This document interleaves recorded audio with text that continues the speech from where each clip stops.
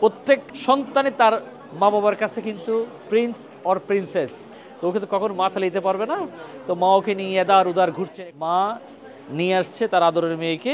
মেয়ের জন্য কান ফাটে আর চোখে দেখে না, দাঁতের সমস্যা আর কোমরের একটা মালা লড়ে গেছে, ও হাঁটতে পারতে পারে না, সব দিকেও সমস্যা। এই মেয়ে নিয়ে আমি অসুস্থ করেছি। আপনার হাজবেন্ড কি করেন? আমার হাজবেন্ড মারা গেছে। তো আপনার এখন আই ইনকাম করতে গেছে? আমার মা বোনের দেখে। ও আল্লাহ। আমেরিকাতে আমার এক বন্ধু আছে, তার বাচ্চা কিছুটা এরকম ছিল। তার বাচ্চার জন্য একজন অ্যাটেন্ডেন্স দিয়েছে গভর্নমেন্ট, প্রতি মাসে আমার $2,000-2,500 আমেরিকার গভর্নমেন্ট দিচ্ছে। আর এদিকে আমার এই মা, ওনাকে হেল্প করতে গিয়ে ওনার মা অন্য কোনো কাজই করতে পারতেছে না। ওনার দায়িত্ব নেওয়া দরকার রাষ্ট্রের।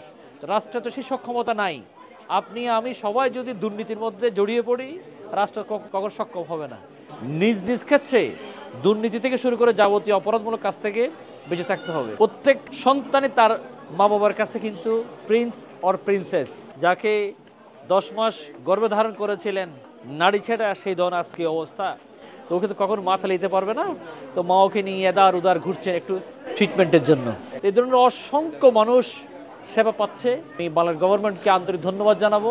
ওনাদের জন্য অন্তত পক্ষে কিছু ফিজিওথেরাপি, কিছু মাসিক সহযোগিতা এগিয়ে আসছেন। আর আমরাও চেষ্টা করছি আমাদের ফাউন্ডেশনের পক্ষ থেকে এদের জন্য আর কি করা যায়।